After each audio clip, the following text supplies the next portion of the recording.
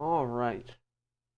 Thank you for joining my little TED Talk on Linux Fundamentals Part 2.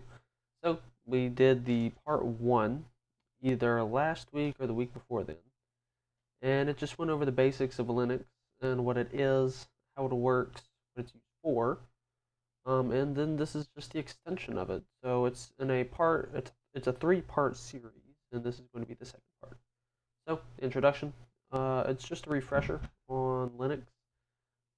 Nothing too deep, but as we move to task 2, it's going to be deploying the machine, and it's going to be what you use to get the answers in this room. So flags and switches. Majority of the commands allow for arguments that are to be provided. These arguments are identified by a hyphen and certain keyword known as flags or switches. So it just goes over both, gives you examples like such. Um, these are all of the commands that will be used. So all, almost, ignore backups, color, and so on. And some more. Um, then 3 questions right here. File system interaction continued. So find CD 1 like we used in part 1, a refresher. And it's just giving you examples of removing files and finding files,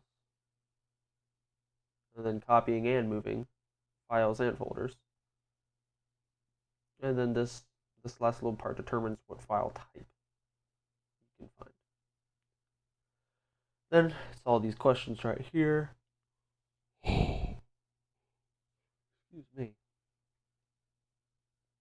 Moving on. Permissions. So this is the basics for permissions. It's not going to be a deep dive in this room, but it's just a basic overview.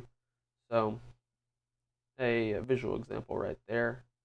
Example, take the one command, which lists the contents of the current directory. When using the -1 switch, we can see the 10 columns, such as in the screenshot below. However, we are only interested in the first 3 columns.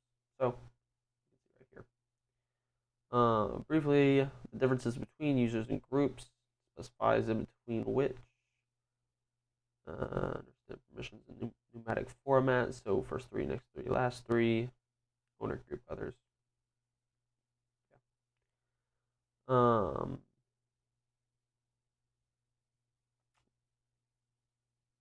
some more visual representations right here. It gives you why it matters, for example, and gives you 4 questions, one of which you don't need to answer. Common directories gives the basic directories that you can use in Linux, so etc, var, root, tmp, etc.